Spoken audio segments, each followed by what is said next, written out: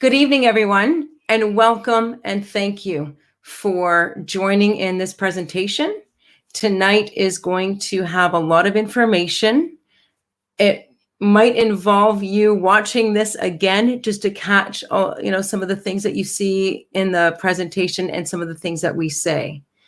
But we're excited to have put this together for you to remind you who we are at the schools, in our board. It's often said it takes a village to raise a child, and we are members of your village to help you and to help your child and your family, succeed and be better at living and learning and loving. Our team consists of tonight, Michael Asiyama. He is the social worker for the St. Thomas Aquinas family of schools. We have Fola Brown, who is the social worker for the St. Ignatius of Loyola family of schools. We have Crystal De Silva, who is the St. Thomas Aquinas child and youth counselor. And myself, I'm the chaplaincy leader for St. Thomas Aquinas. And we've worked hard to put this presentation together. And we will be available at the end for any questions or to deal with the questions that you have sent ahead of time. We always begin with prayer to ground ourselves in the love and the mercy and the wisdom and all those lovely things that our God wants to give us and sustains us. So I invite you now to pause, bring any intentions into the sacred silence. There is a lot going on. We have a lot on our minds. We have a lot on our hearts, a lot of worries. We worry about our people, who we love, our families. Maybe we have family members in other countries, and so we're worried about them. So this is the time to bring all of that into prayer. In the name of the Father, and the Son, and the Holy Spirit, amen.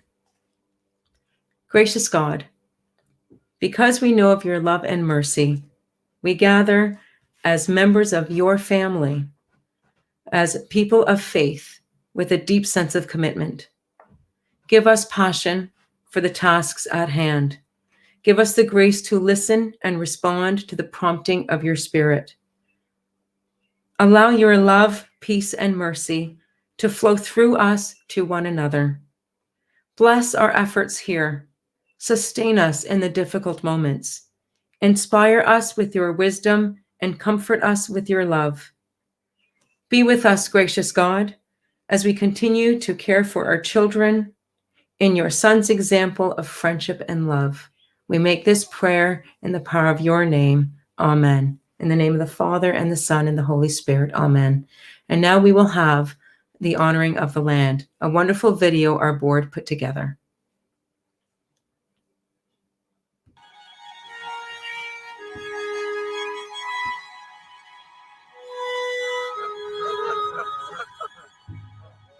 Each of us has a relationship to the natural environment, the land, water, earth, the habitat, and ecosystems. Land acknowledgements provide us with an opportunity to offer recognition, respect to the original inhabitants of the regions that we live in and work on. There are many things that we can do to go beyond simply reading a land acknowledgement script. To make it more meaningful, we need to consider that we are, in fact, acknowledging not only the ancestral lands, but also the historical and complex intersections of settler impacts on Indigenous histories, economies, ecologies, livelihood, well-being, and governance structures. A territorial acknowledgement is not an endpoint in the journey of reconciliation.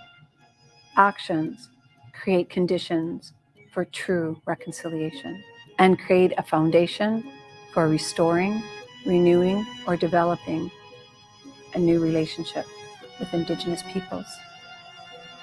For hundreds of years, the Anishinaabe, the Haudenosaunee, the Attawaddaron, the Potawatomi, the Wendat, and Lenape nations have sought to walk gently on this land. They assisted the first European travelers to this territory and shared their knowledge for survival in what was, at times, a harsh climate. Under consultations from elders, knowledge holders from the Mississaugas of the Credit First Nation and 6 nations of the Grand River Territory, the Indigenous Education Advisory Committee, along with Halton Catholic District School Board, created this land acknowledgement.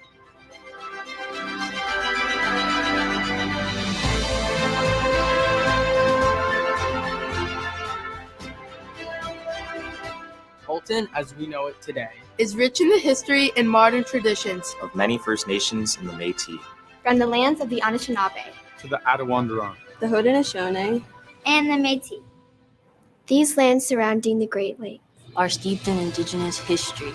As we gather today on these treaty lands, our Catholic social teachings call us in solidarity with our Indigenous brothers and sisters to honor and respect 4 directions: lands, waters, plants, animals, and ancestors that walked before us. All these wonderful elements of creation exist, gifted to us by our Creator God. We acknowledge and thank the Mississaugas of the Credit First Nation for being stewards of this traditional territory.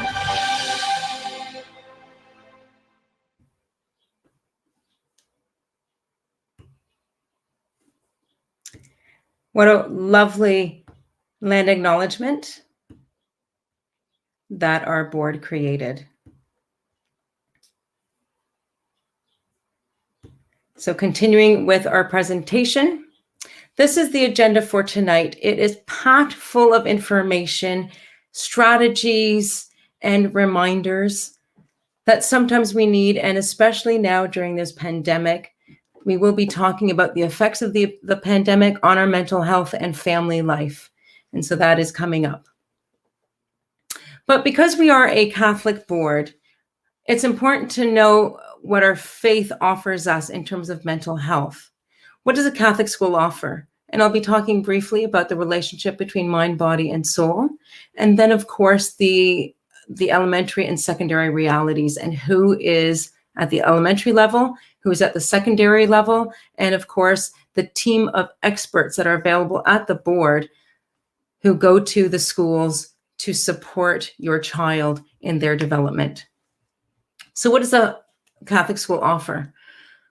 We have the Ontario Catholic School Graduate Expectations.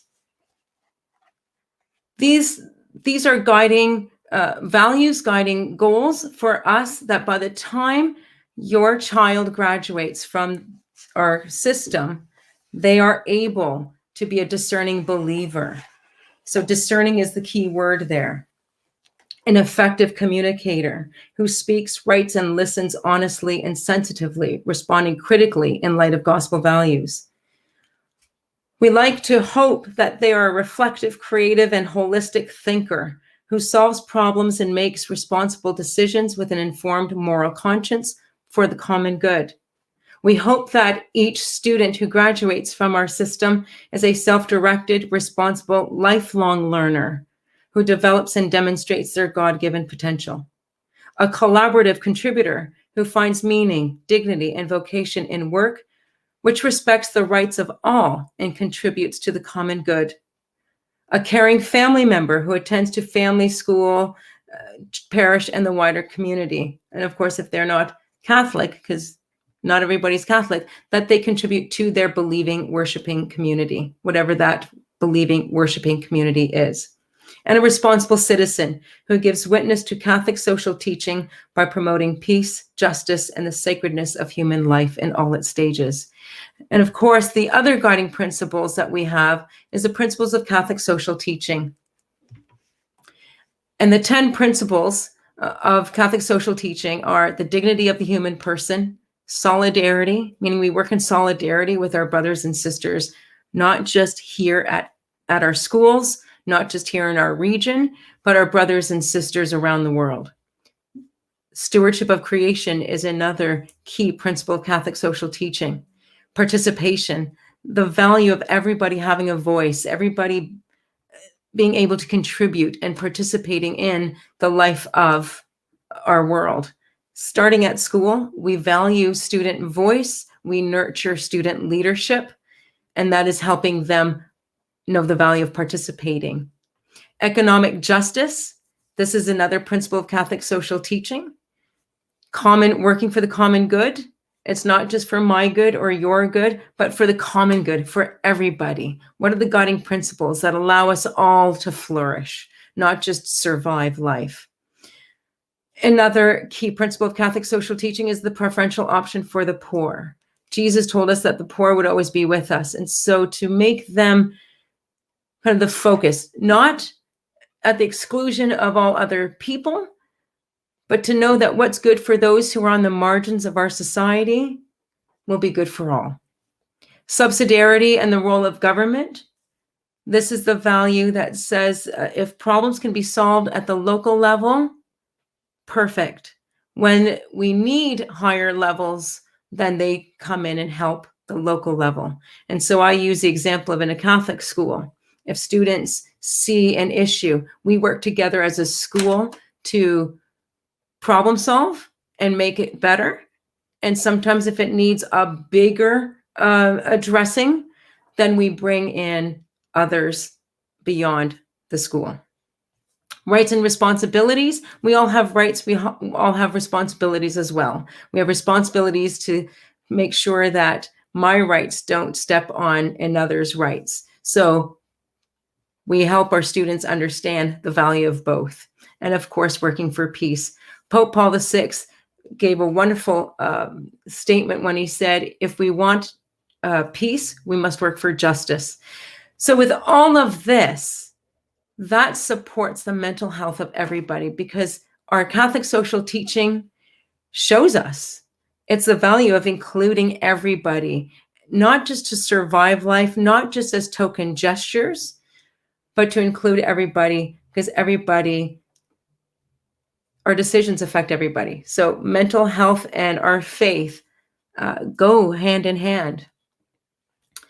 The relationship between mind, body, and soul. I often say to the students that, we're uncomfortable with being human. Being human, we have to deal with grief. We have to deal with sometimes, depression or anxiety, mental anguish.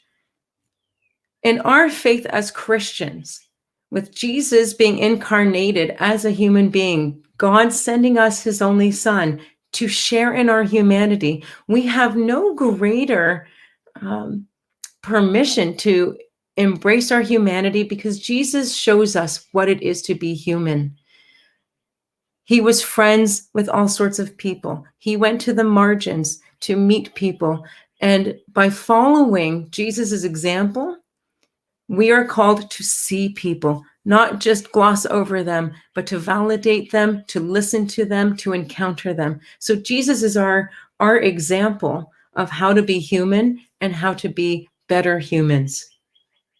And as I always say, there's the you see, there's the you others see, and there's the you that God created, knows, and loves. And so it's helping each person understand who is the you that God sees. And that's the you, that's the me that the world needs. The reality in the elementary and secondary schools. In the elementary school, immediately you have the teachers, you have the support staff, you have a CYC, and the social worker that is connected to the family of schools.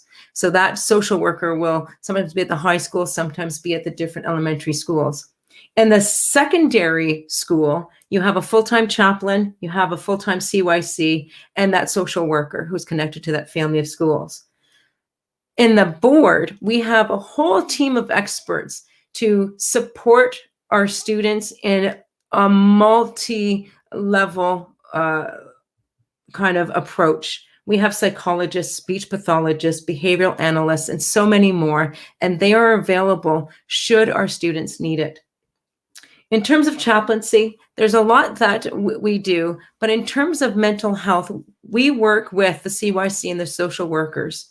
And often, because chaplains are there for all the students in the secondary level, you could sort of call us like we're first responders. The students will come to see us because there's not much stigma involved in coming to see us. A lot of the chaplains in our board, we have candy in our office, to kind of, not to bribe them to come visit us, but to give them incentive to, kind of put us in their corner, get to know us, because we are also advocates for them.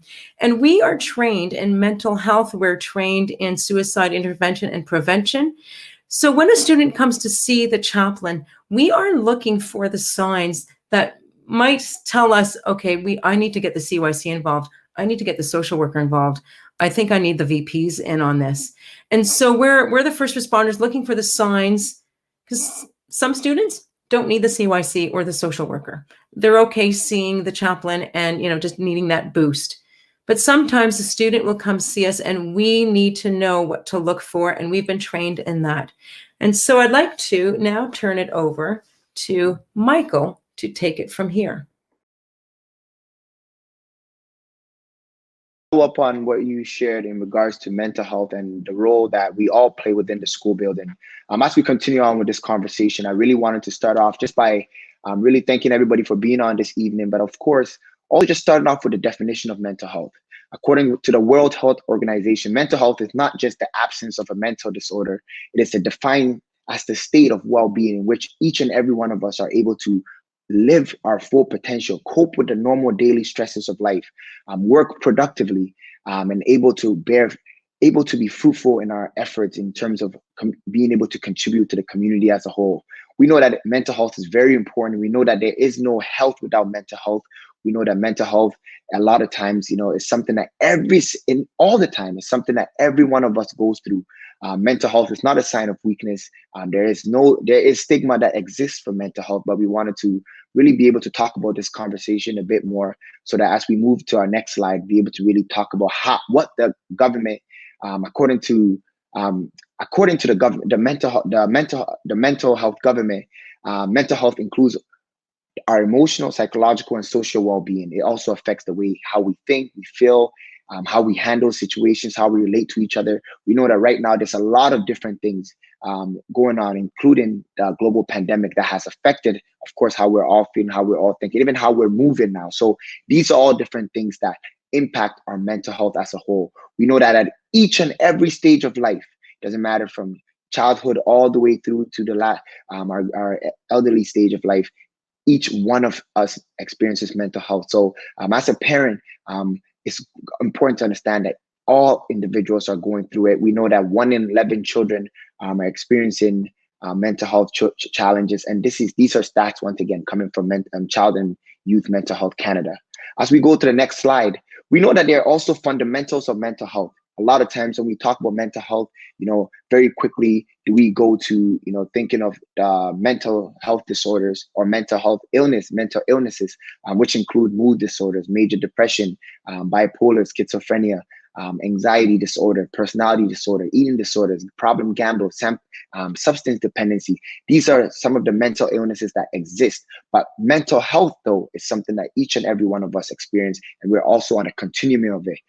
When we talk about mental health, it's really also identifying and knowing your baseline. And then when you see yourself going outside of your baseline or your children, which means your baseline, meaning your daily coping, it is possible to live and be mentally well, but also live with mental illness. So it all also goes back down to your baseline and how you're coping. We know that different things from the biological, different things in terms of even our mental illness. There are many different factors, of which we'll talk about in the next slide. So as we're talking about mental health, there's a lot of myth and a lot of facts about mental health. So we're just going to talk about some of the key ones. Children do not experience mental health problems, and that is a myth, because we know that in fact every young child and children actually in early warning signs of mental health is actually identified by the age of 14, and we know that a lot of times mental health disorders begin before the age of 24. So these are also statistics that support that myth that exists. We also know that therapy. Another myth is that therapy and self-help is a waste of time. Why bother? We know that the fact of it is that treatment for mental health is different for everybody, and it varies from individual to individual, and it can include medication, therapy, or both. So we know that a lot of times supporting yourself takes a certain level of self-knowledge, self-care to really identify and work through some of these stigmas that exist. We also know another myth is that I cannot help a person that has a mental health problem. Actually, the fact of it is that friends and family are usually the biggest difference makers when we're supporting an individual with mental illness, because we know that a lot of times that there's a significant amount of people that don't seek support because there's not that family level approach. So if you are happen to be in an environment where you know that somebody else is seeking support, that friends and family is actually the greatest support that an individual can have. We also know that it's another myth that sometimes we own it personally, that there's I have a personality weakness, or somebody has a personality or character flaw. That's why they're dealing with mental health problems. But that is also not true, because we know mental health problems or challenges, in fact, actually, it's not because an individual is lazy. It's not because they seeking attention, but a lot of times we know that there are biological factors such as the genetics or physical illness. We also know that brain chemistry has a lot to do with it, and we also know that lived experiences, like what we're all dealing with right now, in terms of the trauma associated with even going through a global pandemic, or life experiences in general, whether it's a history of trauma, history of abuse, and sometimes we even know vicarious trauma that we could be exposed to. So you don't even have to go through it personally to also be impacted. And we know that there's also a greater chance of mental health challenges when there's a family history of mental health problems. So a lot of times we just really have to be able to look at things and be able to be very supportive and understanding when we're talking about mental health, and now be able to look at some of the anxiety and youth statistics. Thank you, Michael, for that. I love stats because it further validates the prevalence of mental health within children and adolescents to help destigmatize mental health in our community.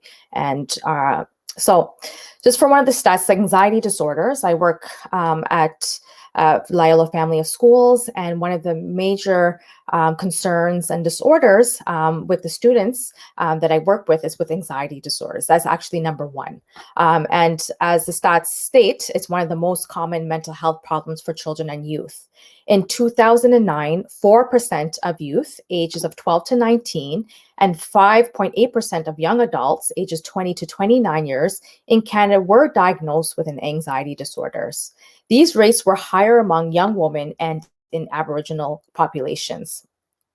Between 15% and 25% of Canadians experience at least one mental health problem or illness before they turn 19 years of age. So again, the stats speak for itself. We can no longer say that, that myth of, children don't and adolescents don't experience mental health.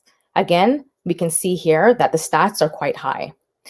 It also says that youth have a higher likelihood than others of facing a second one later in their lifetime. 1 in 6 people under the age of 19 is properly diagnosed, and only 1 in 5 individuals under the age of 12 years receives adequate treatment.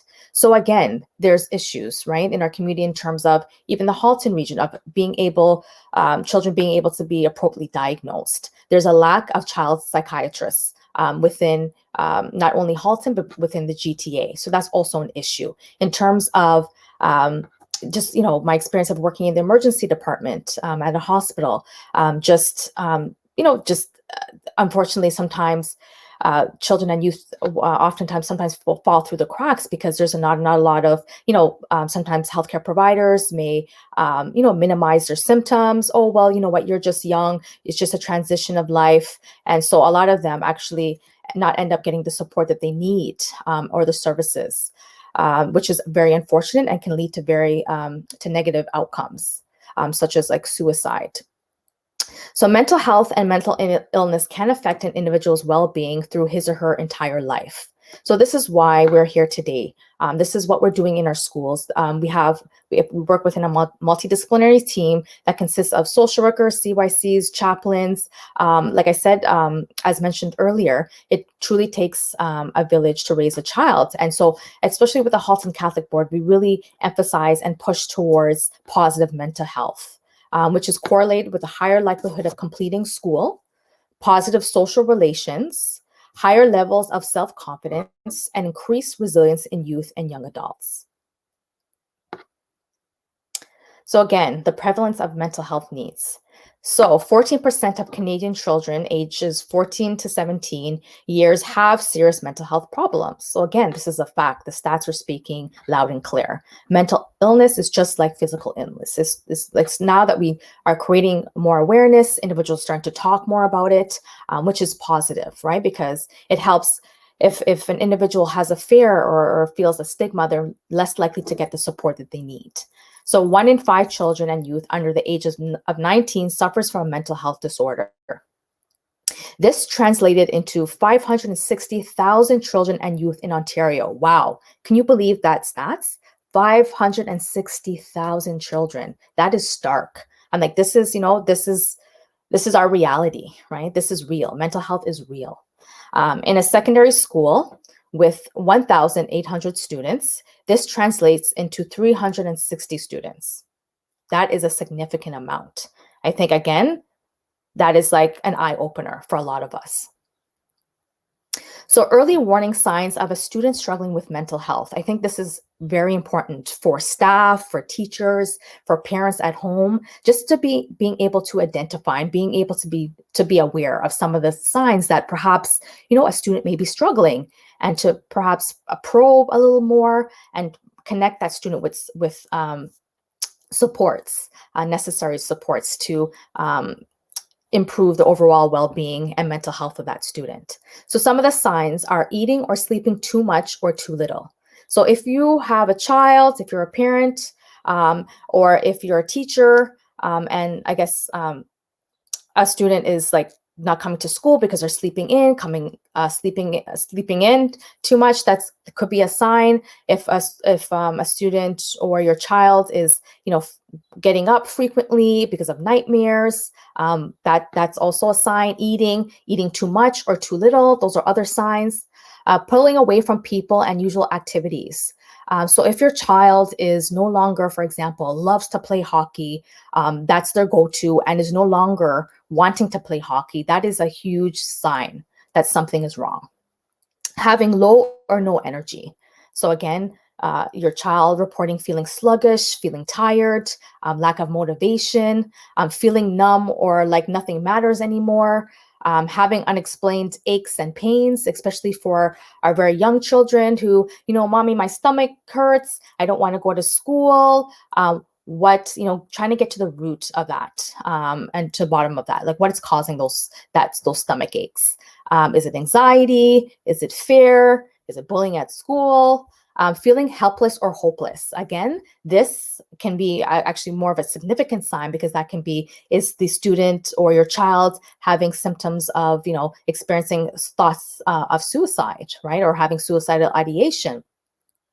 Especially for our older students in high school, smoking, drinking, or using drugs more than usual. So smoking more than usual, vaping, using these recreational drugs, that can be a sign, like what is that student or your child trying to escape from? Feeling unusually confused, forgetful, on edge, angry, upset, worried, or scared. All of these can be like, symptoms, just kind of like stewing up in terms of, a student or your child can be struggling. Yelling or fighting with family and friends. Those are signs. Experiencing severe mood swings that cause problems in relationships. So, a fluctuation in mood, frequent mood swings, not only with yourself as parents, but also, if you're noticing the way they're interacting with their peers. So other warning signs, having persistent thoughts and memories. You can't get out of your head, constant worryings. So, if your child is constantly saying, I'm worried about the future, especially with the pandemic, all this uncertainty, will we be able to, have normal lives? That's in the minds of a lot of our students and adolescents. Will I be able to, congregate with my friends again? No longer taking care of their parents. So, for me and a lot of the students that I meet with, sometimes they report, I'm not taking showers anymore. I'm not combing my hair. I'm not washing my hair. That can be a huge sign that something's going on. Obsession with weight, decrease of energy and motivation, hearing voices or believing things that are not true. So hallucinations or delusions. Also, a drug-induced psychosis, thinking of harming yourself or others, school performance. So a student or your child that usually excels in academics is now, failing, right? That can be, that's not their baseline, right? So what's causing that? What's caused them to no longer, are performing at their optimal level? Avoidance, change in quality of interaction with family or friends. Your child that usually loves to spend family is now avoiding and now is isolating themselves. What is causing that? And so being able to be, aware of those signs and being able to probe. Damaging other people's property. Okay, so following up on everything that Fala was saying in regards to early warning signs of mental health, I think it's very important for us to understand that all those warning signs exist, but now we also are dealing with a global pandemic, and it also has its effects and impacts on mental health. A lot of times, some of the additional things that we're also experiencing now is stress associated with the fear that an individual might have friends or family, or even themselves might become ill, or might become ill because of the ongoing pandemic. We also know that there's also additional stigmatization that's happening because of all the associated issues with the global pandemic and getting sick. We know that there's also additionally there's financial insecurity and challenges of accessing basic needs. So this is an additional impact on mental health of an individual when they know that they don't have access to different things. We know that there's also the home life of individuals is different for every single person, and we know that there's a lot of tension at home because in households, there's also an existence of domestic violence that's occurring because of household confinement. So that's also another very important impact on mental health that we need to be mindful of. We also know that just accessing health, community support, and all the additional barriers that now exist just to even get the things that we need to cope are also increasing, having negative impacts on our mental health. We know that there's also a lot of stress that's just, as Fala just mentioned, just the uncertainty of life that is now existing and all these different things that are happening. We also know that just the intense exposure to media coverage for the global pandemic has also created a lot of anxiety that has made the air very, very, very thick. I think a lot of times when we look at some of the neurological effects itself, these are some of the things that we have to look at how we're being impacted. We know that all the different changes, opening school, closing school, opening school, closing school, even for professionals that work in the system. So I only think about how this is affecting the families and the parents. So it's very important to know that for children, especially because some of these changes, they don't have and children and youth, because they don't have the full coping mechanism. This could be additional things that stress and kill the certainty for them.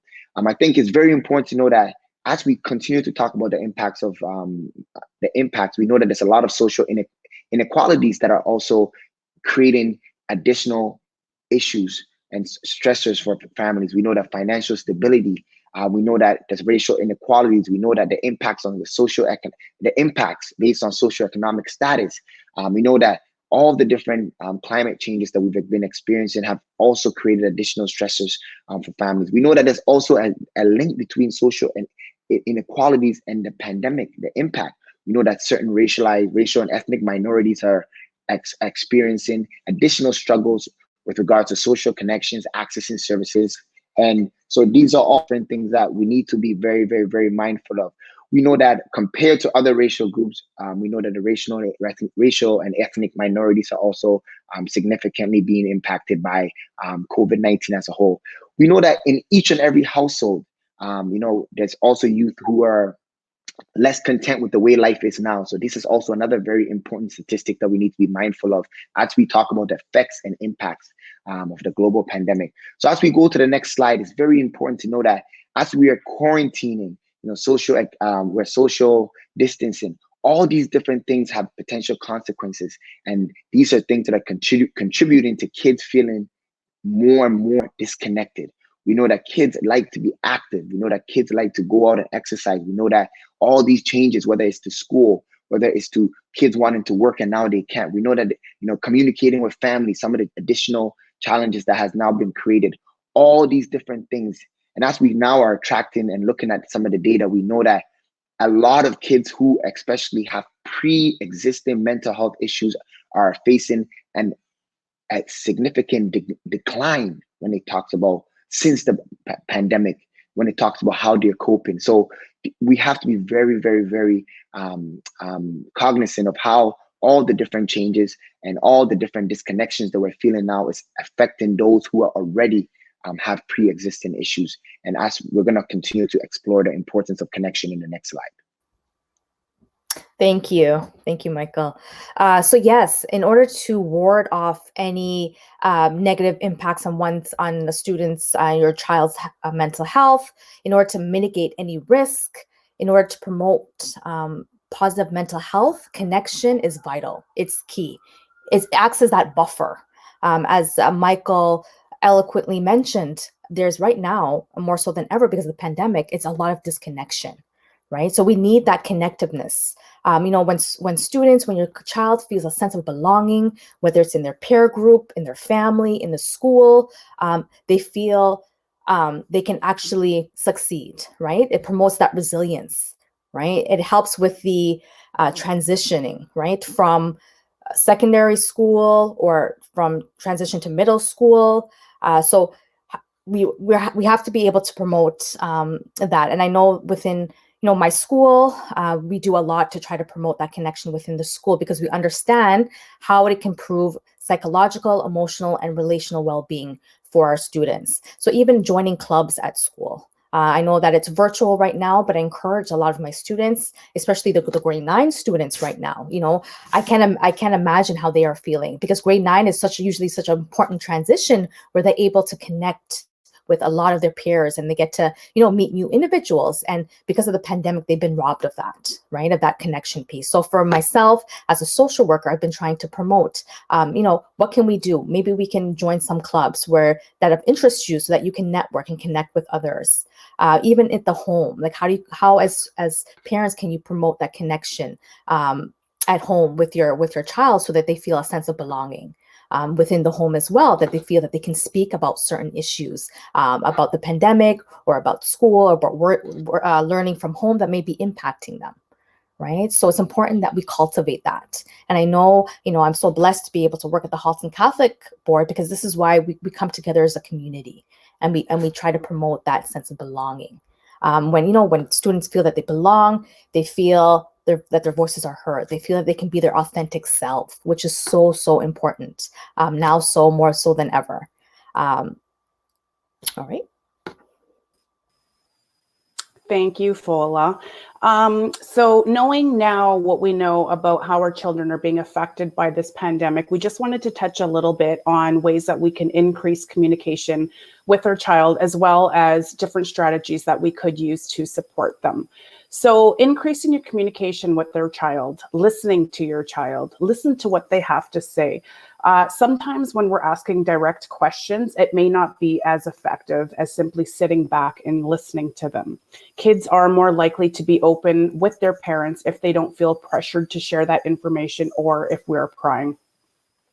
Validating their feelings is often our tendency to try to solve their problems, or it is our tendency to try to solve their problems or to downplay their disappointments. Showing kids that we understand and we empathize by reflecting comments such as, wow, that sounded really difficult for you, is a good way to show them that you're listening and you're hearing what they have to say and what their experiences are like.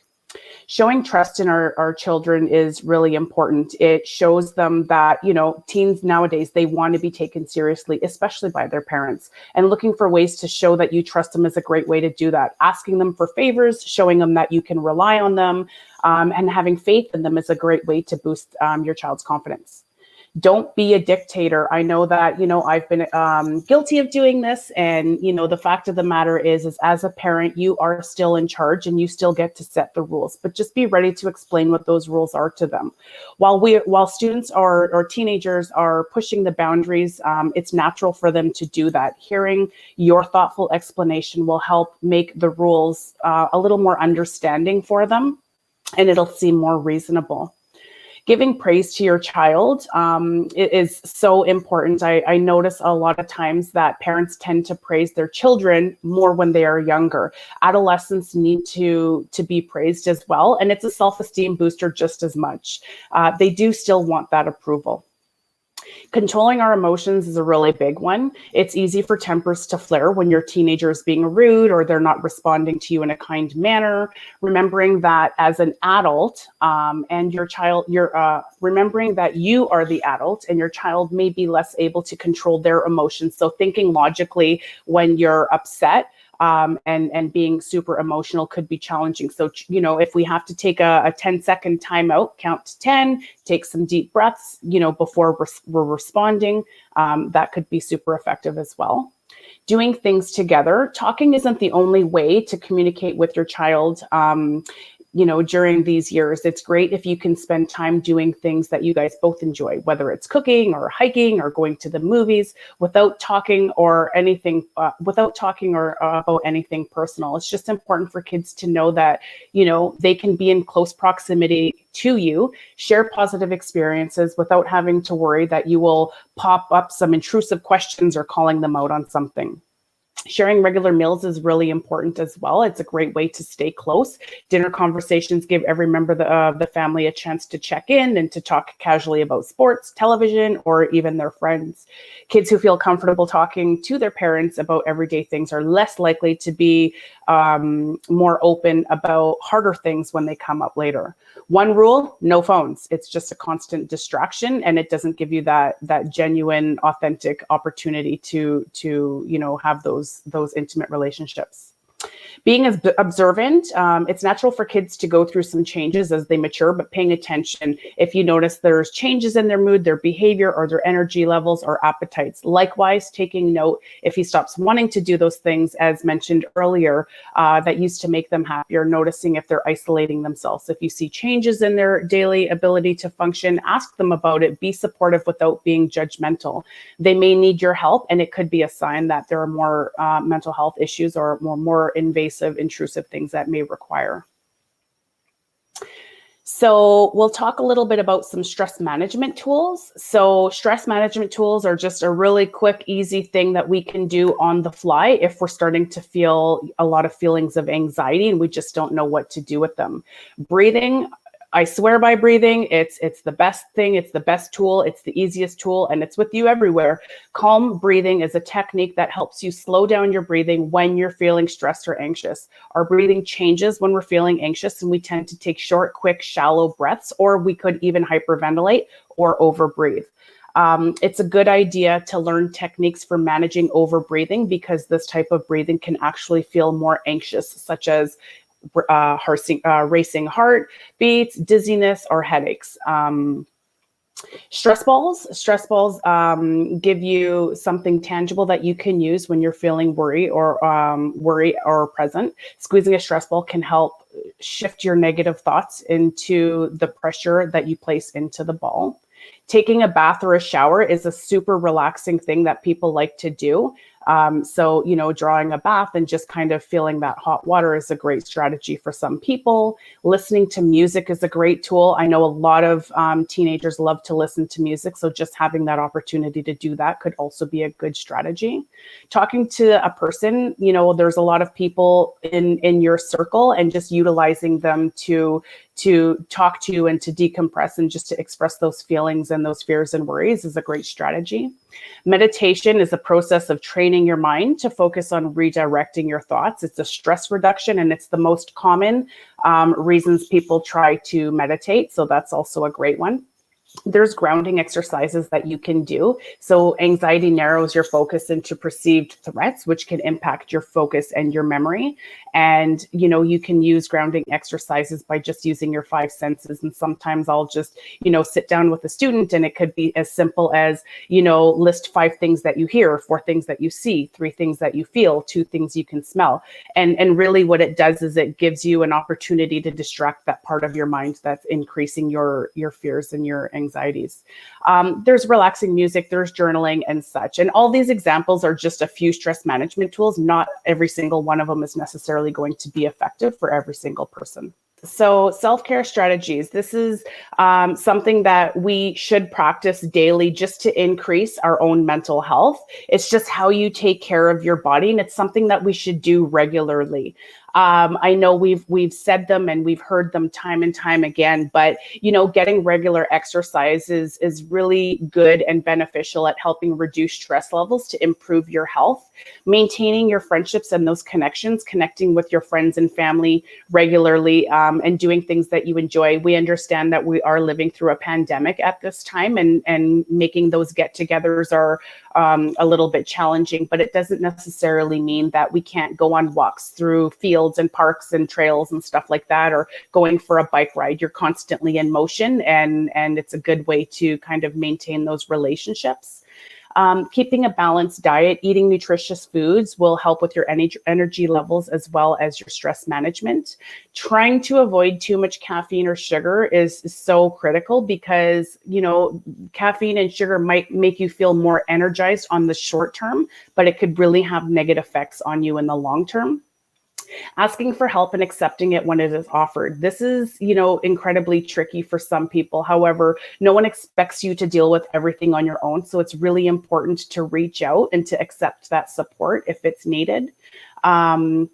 Think of yourself and as being your own best friend. You need to be kind with yourself. You need to be gentle with yourself. You need to give yourself an opportunity to, sort through some of these feelings and these thoughts that you have. It might not necessarily happen, immediately overnight or whatever, but, we have to take that time to just be gentle with ourselves and not beat ourselves up for feeling like maybe we're out of control. Good quality sleep and having a routine is important. Having uninterrupted sleep is good. It helps, get through your day and function to your best potential. And then practicing, some relaxation exercises and stuff like that is also really good. So these are some apps that I have used personally in the past. Not all of them have worked, particularly, the best for me. I have used the Mindshift app, and I have used a lot of the relaxing melodies. I find, in those moments where we're feeling incredibly overwhelmed or stressed out, having, taking time for yourself to listen to some relaxing melodies could be beneficial to decrease those fears, anxieties, and worries. The Mindshift app is an amazing tool. Like I said, I have firsthand experience using it. It really breaks down and gives you an understanding of what anxiety is and what type of anxiety you have, because your anxiety could be, associated with writing a test, or it could be, fears of the unknown. The Mindshift app really gives you an opportunity to just kind of identify what types of anxiety you do have and then how to deal with that. So these are just some tools that you could use, and really and truly, they, we all have access to our phones. We're on our phones all the time. Not all of them are going to work the same. You might find one that works better for you. So just kind of navigating through some of those apps might be a great tool and could be super beneficial for you. So as mentioned previously, we've mentioned, all schools have an incredible team and a circle of support. High schools specifically have chaplains, social workers work out of the high schools.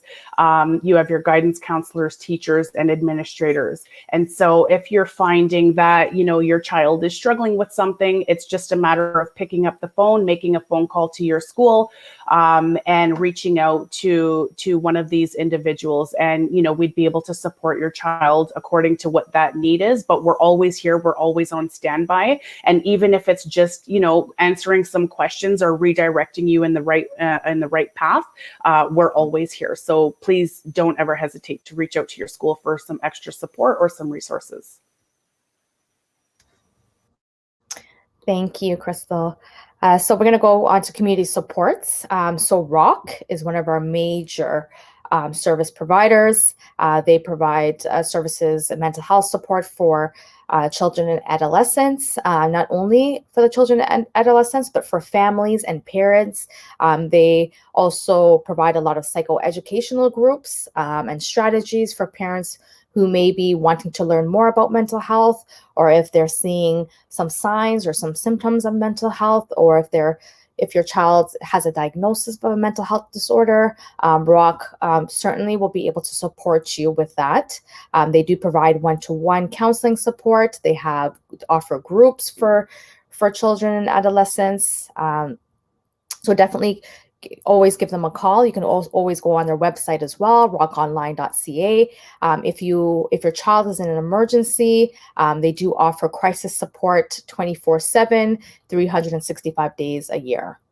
ADAPT is also another resources that we utilize, mainly for our secondary students that are experiencing issues of substance misuse, whether it's vaping, whether it's use of marijuana. ADAPT really has the expertise providing support in that area in terms of addictions. They do offer psychoeducational groups for parents as well in terms of how to help your child to manage issues of substance misuse and abuse. There's also Lighthouse as well. Lighthouse really focuses on grief and bereavement. So whether it's divorce and separation with your child or adolescent, whether it's a death of a family member or a peer or a friend, they provide those specific supports in terms of one-to-one counseling or groups, and as well as information and resources for families and parents. The other one is Fair Share Food Bank. So that is one of the Oakville food banks that you can go to. I know that this time, especially with the pandemic, is rough for a lot of families because a lot of individuals have lost their jobs or have been unable to work because of the lockdown. So you know what, this time is, it's a really difficult time for many. So there's no shame in reaching out and getting support if you need through the Fair Share Food Bank. There's also Woodview, which also provides mental health services and supports for students and adolescents, as well as families with mental health diagnosis and disorders. There's also a link here. It's called the Search HIP Info. So that's also linked with a variety of resources with Halton that you can also tap into if you're looking for different resources, whether it's food, whether it's community organizations and supports. Please check that link out. There's also the halton.ca respiratory where to get help in Halton, and this is like a comprehensive list that provides all types of resources within Halton region. So that's food banks, that's clothing, that's maybe shelters, anything that you may need support with. Please check that Go to Help in Halton. It's definitely very comprehensive and very valuable. I know that I utilize that website and I give it to a lot of my students and their families for support as needed. So I'd like to thank everybody. I'd like to thank Michael, Fola, Crystal, and especially Jane and Glenda. Jane Atchison is the acting chief social worker for our board, and Glenda Brown is our chief of mental health programming. And they saw a need for this just to put it on the radar for a crucial reminder that we are here to support you and no one needs to walk the road alone. And especially here in our board, we really approach holistic care, looking at the whole child, the physical, the mental, the emotional, and the spiritual, because they all tie in together. And of course, our co-op student who will be putting this video together that is being premiered tonight. And now we turn it over to questions. I know you had the chance to send in some questions in advance. And so we turn it over now to Jane and Glenda, who will moderate the Q&A. Thank you so much for tuning in, and we look forward to the discussion that will follow.